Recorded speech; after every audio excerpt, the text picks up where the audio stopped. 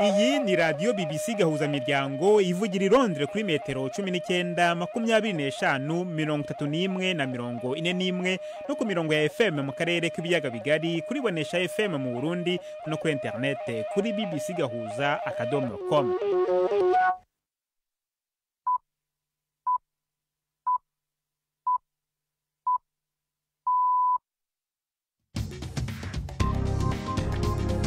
Ubu ni saa 10 n'igice ku isaha mpuzamahanga ya GMT, ni saa 12 n'igice ku isaha yo mu Rwanda no mu Burundi. Muri studio muri kumwe na Jacques Niyitegeka.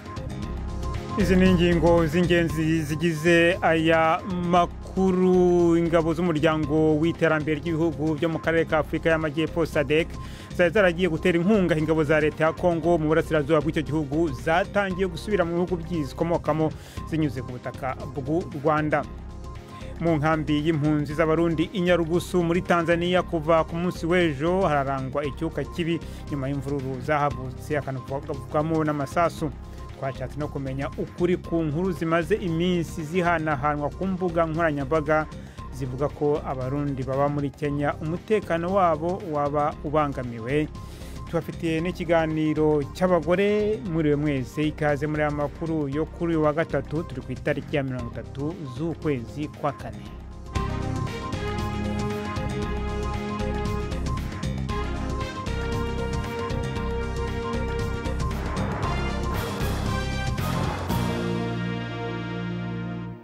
Ayo makuru ku buryo burambuye ni mukanya. Prime Ndikumagenge amaze kutugezaho incamake y'amakuru avugwa hirya no hino ku isi, na makuru atugezaho ari mu biro bya BBC i Nairobi.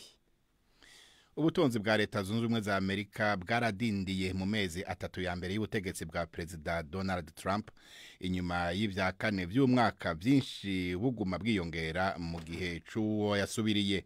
Umwimbu wose uva mu gihugu wagabanutse ko ubusa n'ibice 3% mu mezi atatu ya mbere y'umwaka. Abanyamakuru bafatanya uko gusubira hasi n'ingingo z'ubutunzi za Trump harimwo kutabona iyaja n'iyava ku makori, vyatumye haba amakenga mu banyamitahe no mu masoko y'amafaranga. Trump ata ishavu kuwo yasubiriye. Mu mezi atatu ya nyuma y'igihe ca Joe Biden ubutunzi bwiyongeye ku rugero rwa 2.4%.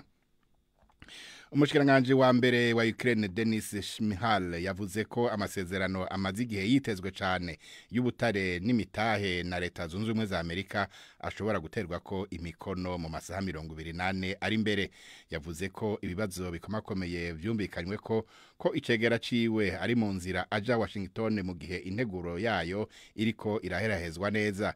Gusinya integuro yayo ya mbere kwapfuye igihe ba President Trump na Zelensky baterana amajambo mu biro vy'umukuru w'igihugu wa Amerika Maison Blanche. Uwo mutegetsi wa Ukraine yavuze ko ayo masezerano mashasha adafatiye ku mfashanyo Amerika yari imaze guha Ukraine imbere yuko asinywa. Tukivuga Ukraine, umuvugizi wa Perezida Putin yavuze yuko Uburusiya bufise inshingano zo gutsinda mu ntambara burimwo n'ico gihugu. Dmitry Peskov yashimiye leta zunze ubumwe za Amerika kutwigoro two gushika ku masezerano y'amahoro, ariko yagabishije ko ico yita imizi y'imvo z'iyo ntambara izitanye cyane kugira ngo zitorerwe inyishu mu gihe gito. Uburusiya bwavuze ko bwemeye ibiganiro na Ukraine atakibanje gusabwa, ariko Ukraine n'abayishigikiye bo basaba ko habanza kuba ihagarikwa ry'intambara atagisabwe imbere yuko haba ibiganiro ivyo ari byo byose. Aya makuru mwumvana ya BBC.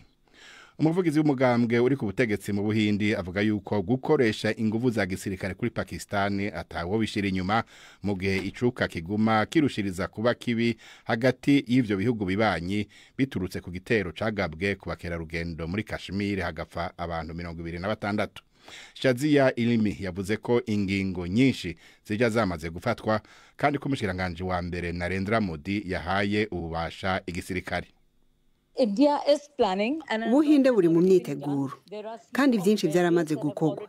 Hari ingingo nyinshi zimaze kuja mu ngiro kandi sinzosiga n'inyuma ko bishoboka gushira mu ngiro n'izindi ngingo zirimo n'iz'igisirikare canke kugaba igitero. icizere kuri Pakistan ni zero. Yama yahakanye uruhara mu bitero harimo n'ikinyene. Ibyo bavuga byose ntaco bivuze. Nibaza yuko bose babona ivyo bamye bakora, ico bashoboye n'urugero rwabo rwo kwigenza nabi. Bahindutse nk'igihugu citwara bunyeshamba, atakindi gishoboye gutanga mu makungu atari ikintu kimwe gusa, iterabwoba. Ubuhinde bwagiriza Pakistan gushigikira abashaka kwiyonkora mu ntara ya Kashmir, ivyo Pakistan kabihakana. Umushikiranganje wa Pakistan ajejwe kumenyesha makuru Atullah Tarar mbere yari yavuze ko leta yiwe ifise amakuru yigendereza yo kwizera ko himirije vuba igitero c'Ubuhindi, ariko nta birenga ngaho. Yongeye ko Israel yagavye ibitero kuco yise intagondwa muri Syria mu gihe hadutse intureka zishingiye ku madini mu karere kiganjemwo abadruz hafi y'umurwa mukuru Damas. Itangazo rihuriwe ko n'umushikiranganje wa mbere Benjamin Netanyahu n'uwo kwivuna abansi Israel Katz yavuze ko ubutumwa bwarungikiwe abategetsi ba Syria buvuga ko Israel yiteze ko hagira ico bakoze kugira babuze ko abadruz bagirirwa nabi. Inkuru ya Sebastian Asha ari Jerusalem muyumva mwijuri rya Robert Patrick Misigaro. Muri iyi minsi ya vuba ukurasana hagati y'imigwi ikorana n'ubutegetsi bushasha bwa Syria n'abagwanyi bo mu muryango wa Druze imaze guhitana abantu bashika 13 i Damas no mu micungararo yaho, bituma haduka izindi mpungenge ku mutekano muri Syria. Israel ifata umugwi w'abagwanyi biyitirira idini rya Islam batembagaje Bashar al-Assad nk'umugwi ushobora guteza ibibazo ku rubibe rwayo, kuko ari umugwi wamutse kuri Al-Qaeda. Israel ivuga ko ibitero biheruka muri Syria ari ibyo kugabisha kugira yerekane ko yiteguriye kugwanira abadruze basanzwe ari inkehwa atari gusa muri Syria ahubwo no muri Israel. Kuva Bashar al-Assad atembagaje ku butegetsi, ibikorwa by'igisirikare ca Israel muri Syria vyarongereje umurindi. Ndangirize ku nkuru y'u Rwanda, aho Atletico de Madrid wabaye uwundi mugwi w'umupira wo mu cicaro ca mbere wagiranye amasezerano yo gukorana na Visit Rwanda. Ni mu gihe ayarasanganywe amasezerano benayo Arsenal, Bayern Munich na Paris Saint-Germain agize igihe anegurwa kubera imigenderanire yayo n'urwego rw'u Rwanda rujejwe iterambere RDB. Uko gukorana kwatanguye gutumwa urutoke kuva intureka yongerekanye mu buseruko bwa Republika ya Demokarasi ya Kongo. Abategetsi ba Kongo bagiriza u Rwanda guha ibigwanisho umugwi M23 no kurungika ingabo zo kuwufasha intambara. U Rwanda ruhakana gushigikira uwo muhari. Jacques urakoze Prime ndi kumagenge kuri iyo ncamake y'amakuru.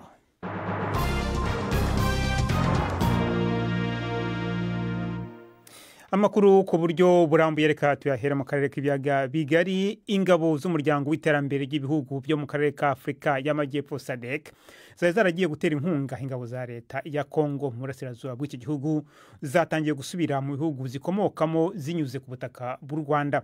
Ku kubitiro ngo hagiye imodoka bipakiye intwaro ndetse n'intoya zari zitwaye abasirikare bake babiherekeje. Izi ngabo ngo zigomba gusohoka mu Rwanda zinyuze ku mupaka wa Rusumo zerekeza muri Tanzania, aho zizahagurukira zerekeza mu bihugu byazo.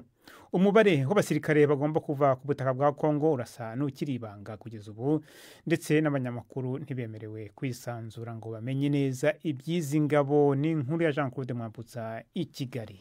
Inkuru zirekejwe n'amashusho benshi bigaragara ko yafatiwe kure zigaragaza umurongo w'amakamyo arimo atwikirije amahema, bikekwa ko ari nayo yaratwaye intwaro. Yararinzwe cyane n'igisirikare cy'u Rwanda ndetse n'igipolisi cyabuzaga abantu gufata amafoto, yewe n'abanyamakuru ntibemere kuhegera. Andi makamyo yarapakiye bya byumba binini bikoze mu byuma bizwi nka containers. Hari ibyariho amadirishya n'inzugi bishoboka ko byakoreshwaga nk'ibiro. Hagaragaye kandi n'imodoka zihetse amato aringaniye, bigaragara ko arayo izi ngabo zifashishaga mu kiyaga cya Kivu u Rwanda rusangiye na Kongo. Izindi modoka ntoya zo mu bwoko bwa minibus za gisirikare ngo zarimo abasirikare batari benshi, ari nabo bari baherekeje ibi bikoresho. U Rwanda rubinyujije muri Minisitiri w'Ububanyi n'Amahanga Olivier Nduhungirehe rwishimiye itahuka ry'izi ngabo. Ku rubuga rwe rwa X, Nduhungirehe yavuze ko iyi ari intambwe yerekeza ku mahoro, kuko kuba izi ngabo zari mu burasirazuba bwa Kongo byari intambamyi ku nzira y'amahoro. biracyagoye kumenya umubare nyawo w'abasirikare bagomba gutaha, cyakora hakaba hakomeje kuvugwa umubare w'abakabakaba 5,000. Afurika y'Epfo nicyo gihugu cya gifite umubare munini w'abasirikare muri uyu mutwe wabatijwe Sami DRC.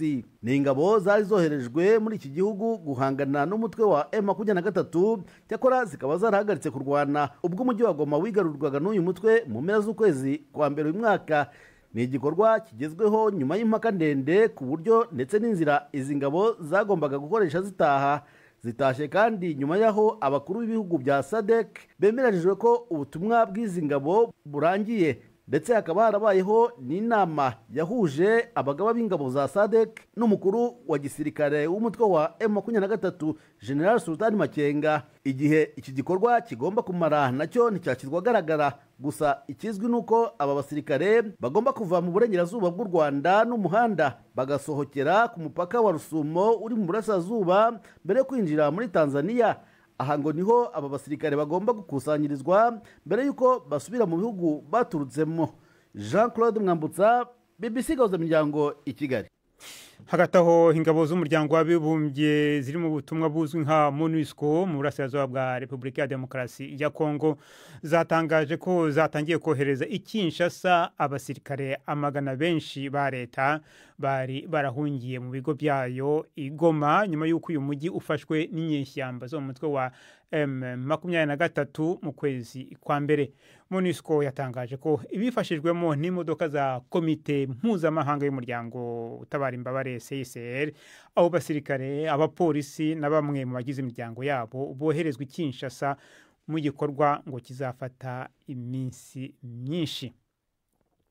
Reka noneho tujye mu nkambi y'impunzi z'abarundi i Nyarugusu muri Tanzania. Kuva rero ku munsi w'ejo harangwa icuka kibi inyuma y'intureka yahadutse akavugwa n'amasasu. Icyateye izo ntureka ntikiramenyekana neza, mu gihe yaba leta ya Tanzania yaba n'ishyirahamwe riraba impunzi HCR bose bavuga ko bakiriko baratohoza ibyabaye. Ariko izo mpunzi zo zivuga ko byaturutse kubaje gusahura ibicuruzwa by'umwe muri bo, mu gihe ayandi masoko avuga ko byahereye kwisakwa igipolisi cyariko kirakora muri iyo nkambi irimo abarundi barenga 40,000. Mugenzi wanjye Bernard Bankukira mu biro bya BBC Nairobi yakurikiranye iyo nkuru mu kanya kashize twavuganye kuri telefone, amaze kumbwira ico amaze kumenya gushika ubu. Ego nkuko ubivuze, umunsi w'ejo kwa kabiri muri iyo kambi ya Nyarugusu iri mu karere canke district ya Kasulu mu ntara ya Kigoma waranzwe n'imvururu, aho umwe mu mpunzi twashoboye kuvugana tubwiye ko zatanguye igihe imodoka zibiri zatera iduka y'umwe mu mpunzi zipakira ibicuruzwa vyiwe, ziragenda zirasubira ziragaruka ngo zirapakira, hanyuma ngo zongera ziragaruka kwa gatatu. Ariho rero izo mpunzi zaca zigumuka zivuga ko zidashobora kwemera kunyagwa izuba riva, induru iraduka gushika ngo naho zateye amabuye ngo zikamena ibiro vy'izo modoka. Ibyatumye rero ngo abapolisi baca batangura kurasa ku mpunzi bakoresheje amasasu nyayo n'ivyuka ngo bikoroza amosozi. Ibintu rero ngo bikaba byarabandanije gushika ngo no kumuhingamo. Ibyo urumva rero nibivugwa n'impunzi, ariko hari yandi makuru nayo avuga ko ahubwo ngo ako kagoma koba kavuye ku gikorwa c'abapolisi ngo bariko barasaka urudandazwa rutemewe n'amategeko. Rero gushika ubu nta nkuru nyayo yerekana neza na neza imbo zateye izi mvuru. Hanyuma se hagati aho yaba ubutegetsi bwa Tanzania cyangwa se HCR hari icyo bari bavuga kuri izo nkuru zigenda zikwirakwira? Gushika ubu yaba HCR canke leta nta ruhande batubwira ibyabaye neza na neza, kuko twarondeye ubujeje kumenyesha amakuru mw'ishirahamwe HCR rijejwe impunzi muri Tanzania, akaba yatubwiye ko barungitse intumwa mikambi kugira ngo zimenye neza na neza ingene ibintu byagenze, ariko ko batari bwaronke icegeranyo. Eka n'umuvugizi wa leta ya Tanzania nawe nyene nuko twamurondeye atatubwira ko atamakuru akwiye yarafise ko yaraki yarondera. Ariko tuzi ko atari ubwa mbere impunzi z'abarundi ziri mu makambi y'impunzi aho muri Tanzania zidogera kuba ngo zidafashwe neza. Ego si ubwa mbere mbere amakuru avuga ko nko muri iyo kambi ya Nyarugusu irimo impande zibiri, uruhande rumwe urw'abarundi, urundi narwo rukaba urw'abakongomani. Haciye igihe kitari gito isoko ryo ku ruhande rw'abarundi ngo barayugaye. Rero izi mpunzi zibona yuko ngo ari uburyo bwo kuzihatira guhunguka, bo niko babibona. Hanyuma kandi tumenyesha yuko no mu minsi heze akaguma gasa nk'aka gaheruka kwaduka kuba ikambi ya Nduta iri muri district ya Kibondo, ni mu ntara Kigoma nyene, yoyo igizwe n'abarundi gusa. Impunzi zibayo zikaba zavuze ko izi mvururu zavuye kuwabo, zavuga ko yatwawe mw'ijoro, ntizamenye bamutwaye kandi ngo ntibwari bubaye bwa mbere. Ariko abategetsi bahavuye baja guhumuriza muri iyo kambi, nazo zirabashikiriza izo mpungenge zari zifise. Hanyuma nabo rero baca bazihanura ko hagize ikizibakira zogerageza gukurikiza amategeko, zikitura inzego kugira ngo nazo zibatunganirize. Mugenzi wanjye Bernard Bankukira uri mu biro bya BBC i Nairobi. BBC gahuza miryango tugeze ku isaha ya 12:45 ku masaha yo mu Rwanda no mu Burundi. Hano i Londres tugeze ku isaha ya 11:45. Ano makuru kandi mushobora kuyakurikira kuri Facebook Live, habari kuri internet. Samirana radio yacu dukunda. Ibiganiro vya BBC kuri radio Humuriza mu Burundi ni ku murongo wa FM 99.6. BBC gahuza miryango. Reka noneho tuje ku nkuru y'abarundi baba muri Kenya. Muri minsi harabonetse amasanamu n'amajwi byahanahanywe ku mbuga hwaniro nka WhatsApp yerekana canke avuga ko abarundi baba muri Kenya bageramiwe mbere ko bariko baricwa. Twashatse kumenya ukuri kwabyo maze tuvugana n'ubutwara ishirahamwe ry'abarundi baba muri Kenya Ntinanirwa Alexis Sarahe. Icambere yabanje kubeshuza nuko atamurundi yishwe nubwo hari imishamirano yabaye mu karere kamwe k'igisagara ca Nairobi ku wa gatandatu. Yavuganye kuri telefone na mugenzi wacu Preme Ndikumagenge abanza kumubaza ibyabaye naho byabereye. Ahantu bitwa Bahati, abarundi basanzwe babahati harabaye akagorane aho umusuma w'umukenya. Aho Bahati ni ku atahazi. Ku batahazi Bahati na karere kari mu gisagara ca Nairobi gafatanye naho bitwa Shaurimoyo na Makadara, kaba kari mu karere ka Magadara. Mu bisanzwe habaye umukenya yari yivyo umusuma. Urazi ko umusuma hano muri Kenya bamufasha avuga ati umusuma baramwiruka ko baraheza baramwica. Bamwishe rero kubera ko karere kabamwe abarundi benshi bene umuntu bace batana kwidoga bavuga ngo ahubwo yishwe n'abarundi. No rero abakenya baca biroha mu barundi, ego abatari bake barakomeretse mugabo gushika amasaha nta numwe ari mu bitaro, gushika amasaha nta murundi yitavye Imana. No mu mishwamirano nta mukenya yishwe uretse uwishwe nk'umusuma ava yuko imishwamirano itangura. Hakomeretse abarundi nk'abangahe? Gitigire numvise ejo turi kuri tere cari 12 mugo turi mu nama twagiranye n'abajeje intwaro ndanumvise ko abarundi 23 kandi imishwamirano yarahagaraye ko twaragiranye inama ejo n'abajeje intwaro hamwe n'abajeje umutekano baratwemeza ko ibintu bigiye kuba mu buryo neza. Uretse aho hantu habaye ako kagorane kubisanzwe hano muri no minsi mbona abarundi umenga baguma bagwirirana bo baza kwisumamwe hano muri Kenya.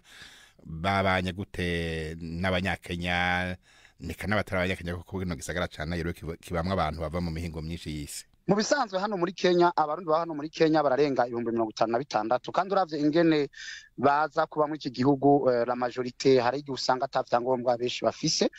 Mugabo gacuraba n'ubuzi bakora usanga ari byabuzi buto buto, ubuzi bw'udandaza kahawa, ubuzi bw'uvandere, ubuzi no gukora canke ubuede bwo kumazu. Rero rimwe na rimwe abakenya bamwe baridoga bavuga bati abarundi badutwaye akazi, mugabo ariko umubano w'abarundi n'abakenya hano nukuri muri 80% n'umubano mwiza 80% ku bakenya n'abarundi. 20% nitwa tugorana usanga tuhari. Abarundi rimwe barabidogera yuko ari abantu usanga babana mu nzari beshi, ariko usanga abarundi bamwe babona ko abaza n'imisore cyane usanga batwara abakenyezi babandi. Mugabo ivyo byose turabigerageza kubahanura. Impanuro tubahereza ya mbere nuko la majorité y'abarundi beshi bava mu Burundi bavayo ko bahenzwe n'abagenzi babo bababwira bati ingo muri Kenya winjira atavyangombwa bihari. Iyo n'amakosa kuko giruje muri Kenya ceza kuba ufise passport canke laissez-passer. Donc la majorité batwitwa ba sans papier. Wahura n'umupolisi ugasanga uri gutanga igiturire. Donc abarundi batumenyeye nk'abantu nyene ndumva batanga igiturire bagomba inzira za hagufi. Ntinanirwa Alexis Sarahe wavuganaga na Prime ndi ku magenge. BBC gahuza miryango ubu nto n'umwanya w'ikiganiro cy'urubuga rw'imikino uyu munsi mwateguriwe kandi mugezweho na Yves Bucyana. Imikino kuri BBC gahuza miryango.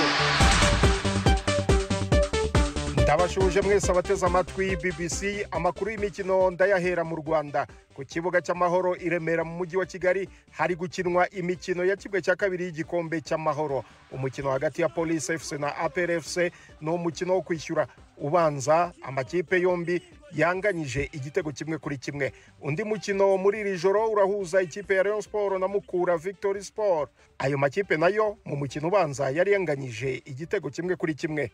Ku mugabane w'Uburayi kivugwa cyane n'imikino ibanza ya kimwe cya kabiri guhatanira igikombe cy'amakipe akomeye kurusha yandi Champions League. Ikipe ya Arsenal yaraye itsindiwe iwayo Emirates na Paris Saint-Germain igitego kimwe ku busa. Ni igitego cyatsinzwe na Ousmane Dembele ku munota wa 4 w'umukino. Byagaragaye muri uyu mukino ko ikibazo gikomeye Arsenal yagize ari ukubura umukinnyi wayo Thomas Partey hagati hayo. Uyu mukinnyi w'imyaka 31 ntiyari yemerewe gukina uyu mukino kubera ikarita y'umuhondo yahawe mu mukino wa kimwe cya kane wabahuje na Real Madrid. Kuri uyu mugoroba Barcelona irahura na Internazionale Milan mu mukino w'ishiraniro ku kibuga cya Nou Camp i Barcelona. Barcelona na Inter Milan zahuye inshuro 16 mu mikino y'ibikombe by'Uburayi. Ikipe ya Barcelona itsindamo imikino 8. Ni inshuro ya kabiri Barcelona na Inter Milan bahuye mu mikino yo gukuranwamo ya Champions League muri kimwe cya kabiri kirangiza mu mwaka w'imikino wa 2009-2010. Inter Milan icyo gihe yatozwaga na Jose Mourinho yakuyemo Barcelona yari ifite icyo gikombe itsinze ibitego 3-2 ku giteranyo cy'imikino yombi. Gusa ikindi wamenya nuko Barcelona itaratsindirwa mu rugo na Inter Milan mu mikino 6 yose yabahuje muri Champions League. Ahandi ku mugabane w'Uburayi myugariro wa Real Madrid Antonio Rudiger yahagaritswe imikino 6 kubera ko yateye ikintu umusifuzi mu mukino wa nyuma Copa del Rey bakina na Barcelona. Umukino Real Madrid yatsinzwe ibitego 3-2. We na mugenzi we Lucas Vazquez bombi beretswe amakarita atukura mu gihe bari banasimbuwe ku mpamvu z'uko bagaragaje umujinya udasanzwe ku ikosa ryakorewe Kylian Mbappe mbere gato y'ifirimbi ya nyuma.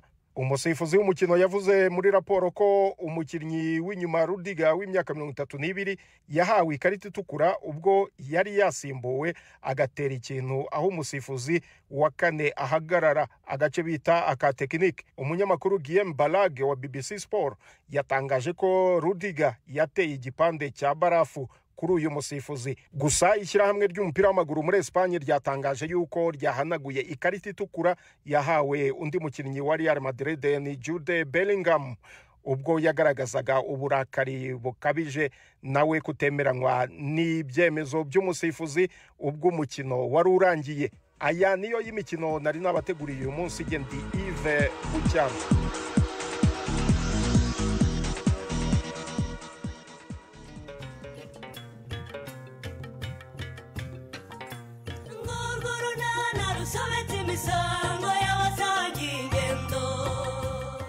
Mu kiganiro nacyo kuri wa 4 twabateguriye impereza kana rero ngaterure ewe yanaza nerwo nizere ko katari bunyanga oya ntabwo yanga abantu petire kashonje we mama mana we ariko uyu mwana ni Stefano Musa umva uyu rwose nawe ni Stefano neza ntawe yatinyuka kumwihakana ndakurahiye wagira ngo ni fotokopi neza pe sibyo murebwe. Ni 12:45 kuri BBC.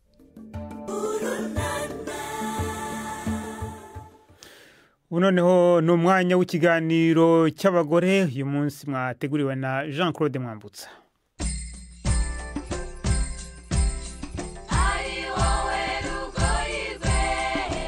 mwiriwe neza nshuti za BBC ikaze mu kiganiro cyacu cy'abari n'abategarugori cyo kuri tariki ya 30 z'ukwezi kwa kane mwaka wa 2025. Kuri uyu mugoroba turi mu karere ka Gicumbi mu murenge wa Bukure aho twasuye rwiyemezamirimo wihariye waretse umwuga yize w'ubuvuzi akiyegurira ubuhinzi bwa kawa. Agnes Mukamushinja amaze imyaka 10 yinjiye mu buhinzi bwa kawa, asohotse mu bucuruzi bw'imiti yemeza ko nabwo bwamwungukiraga cyane. Uyu mubyeyi avuga ko yinjiye mu buhinzi bwa kawa kugira ngo yubahirize umurage w'umubyeyi we. Nabigiyemo kubera ko papa wanjye yakoze mu ikawa kuva kera, yemwe iyi misozi yose n'abahinzi bose b'ikawa niwe wabafashije gutera ikawa no kuzikurikirana, niwe wakoraga ingemwe. Byatumye numva niyumvisemo iki gikorwa cyane, ngenda mbyiga gahoro gahoro, nshaka amasertifika ku ruhande no ku ruhande, mbaza uwo mbashije kubona ufite ubumenyi kuri icyo gikorwa nkamubaza. Tuba dufite amahugurwa atandukanye. Ni imirimo myinshi isaba igihe kinini cyo kuyikurikirana, isaba amasaha makeya yo kuryama nk'uko tuzi abacuruzi babigenza. Akazi kangana gutyo kandi nanone nazo nshingano ufite zo mu rugo.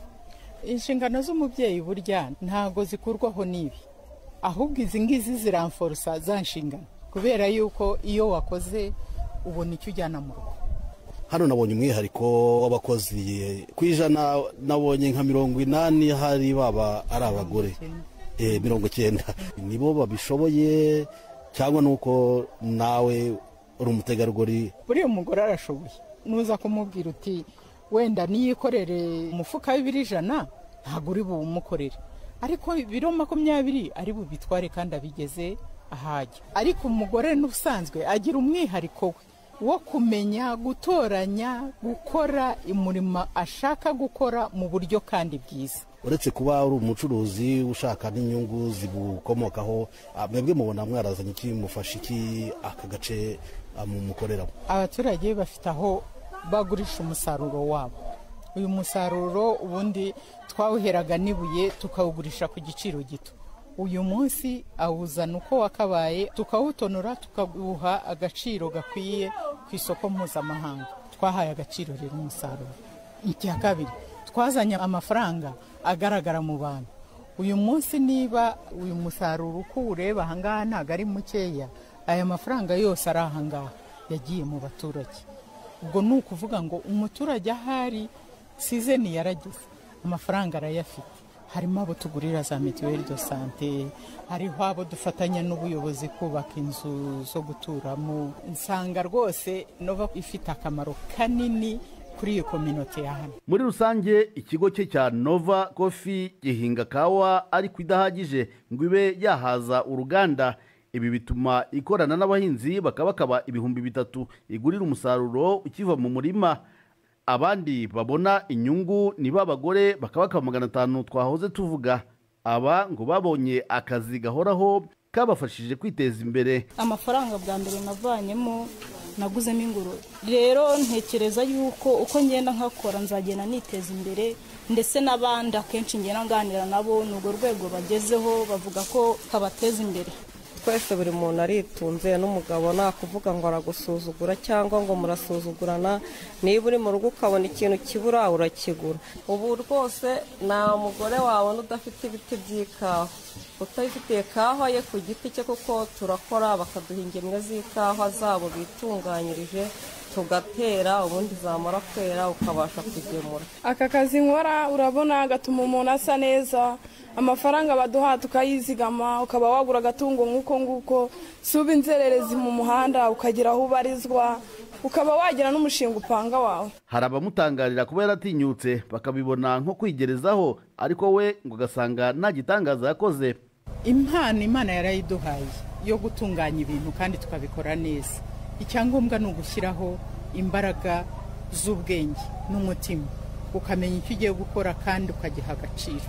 Umunsi ku munsi ntusibe, ntiwirare, nturyame, ntiwiganyire. Birakubwira ngo byuka, haguruka, kora, witinya, baza icyo udashoboye, iga ibyo ukeneye kwiga, kandi naho umuntu yakosa urasobanuza bakagukosora. Turamushimye Madame Agnes wemeye ko tuganira. turabashimye namwe inshuti mwaduteze amatwi mu gisho ryiza General Jean Claude Mwambutsa.